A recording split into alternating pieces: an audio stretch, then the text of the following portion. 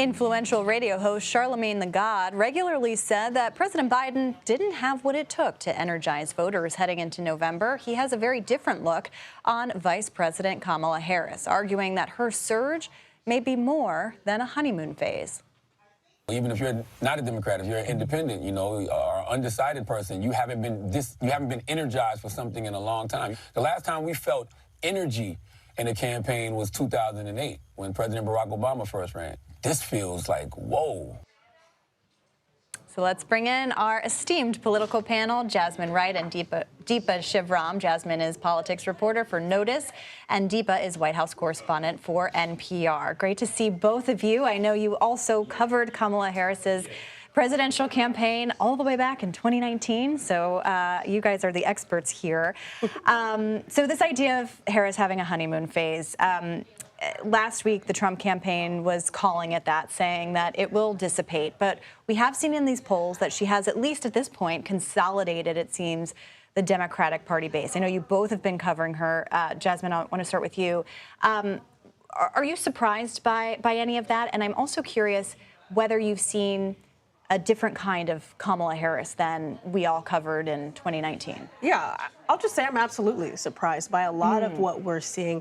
Her very kind of impressive and swift consolidation of the Democratic Party. For those who were with us in 2019, I mean, I just don't know how you could have seen this happening. Yeah. And for those who covered her at her time at the White House. She is somebody who was often ridiculed, often a lot of folks considered to be not up to par with being the vice president, certainly not up to par with being the leader of the party. But here she is now, I think, kind of looking at some of those people and smirking in her very prosecutorial way. And I think that you're also absolutely seeing a much different Kamala Harris than you saw in 2019. I mean, the people that she's been able to put in place, even though she's only been at the top ticket for 3 weeks, the lack of infighting that's been there, the lack of kind of almost seamless transition in a lot of ways to being the top of the ticket. I mean, I think that's something that even I think she in 2019 would be kind of surprised by. Yeah, and Deepa, I mean, you cover this White House as well.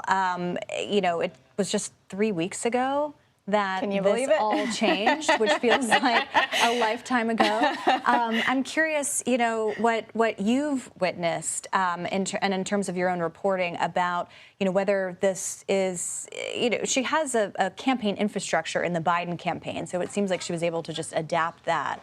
But any differences that you've seen in terms of how she was in the White House versus how she's campaigning now? Yeah, I mean, I think the timeline here is really working in Kamala Harris's favor, right? Like, all of us are whipping back and forth and being like 3 weeks feels like 3 years, but this is where Kamala Harris really digs in. And if you talk to people who've worked with her in the past, you talk to people who work with her now, one thing you will consistently hear is Kamala Harris is good in the clutch. In a crisis, this is where she, when her back is up against the wall, this is where she levels and is able to get it done. And that's what we've seen in the last 3 weeks is, you know, that wasn't the kind of Harris that you saw in the White House the last 4 years because there wasn't that need and that space for her. That's certainly not what we saw in 2019. In this moment, this is where, you know, it's kind of her time to take control and have that lane that is wide open for her.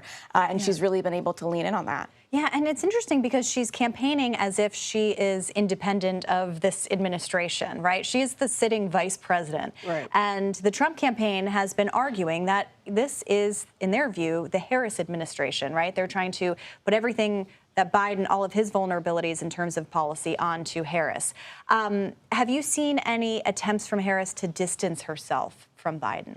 I don't think that she's particularly distancing herself from Biden, but I think that she is distancing herself from being an incumbent, right? Like she keeps saying that she is the underdog in this race. She wants Democrats to act like they are on the back foot, that they need to be aggressive and on the attack. And I think that you're going to start to see her not distance herself, but certainly differentiate herself from from the current president and his economy. We know that she's going to roll out her economic policy this week. That'll have distinctive pieces of the vice president in it. Particularly, I think we can expect to see a lot on the care economy, something that she talked about a lot about in 2019. We've seen her come out kind of bullish on immigration, knowing that that is a sore spot for her, knowing that's something that Republicans are going to continue to attack on her. So I think you're going to see small little differences, but not necessarily distance from this administration. And it's also like she's bringing herself and her own experiences into it, right? Which are just notably different than the way someone like Joe Biden grew up, someone that's very different than the way Donald Trump goes about looking at things. And so you're seeing maybe not the policy and the legislation proposals looking hugely different than what Joe Biden would put forward, but her touch on it and her perspective on it and her language on it is going to be a little different. Because for a lot of people, it sounds different. I think that's one thing when you talk to people, both close to the vice president, people who are also just hearing the vice president, that even if her and President Joe Biden could say the same thing, it would sound differently coming from her. And I think that that's what you're going to see in the next few weeks. I mean, one of the issues that I'm thinking about is the issue of abortion, right? Exactly. I mean, this was a word that President Biden doesn't like to say. He talks about reproductive rights, but doesn't actually say the word. Deepa, I'm curious, Donald Trump last week said that abortion is not as big of an issue as it used to be.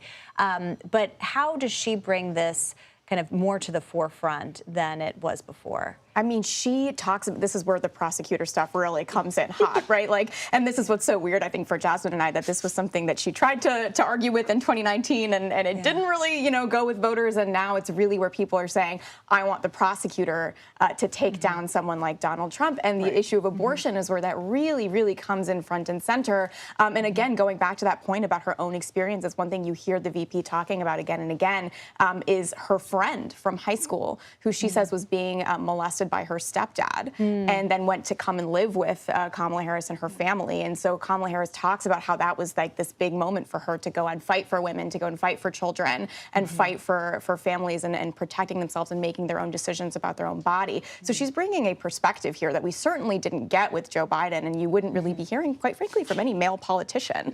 And it just comes across a lot stronger from her. Yeah, and it'll be interesting to see, too. I mean, the Democratic National Convention is next week.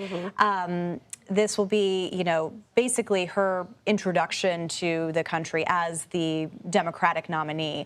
Have you heard anything about what's being planned in terms of maybe her speech or others that we're going to hear from? Well, I think we're starting to see kind of the speakers list drip, drip, drip out. Obviously, you're going to have your major Democratic players, President Obama, President Biden, President Bill Clinton, et cetera. But I think from her, you're going to hear a lot of her personal story, right? How she came to this position, how she came to be, how she came to fight in the way that she's fighting. But I think you'll also hear her vision for America, because that is something that this campaign is focused on, not just what's in the past, AKA former President Donald Trump, but what Democrats want to do in the future.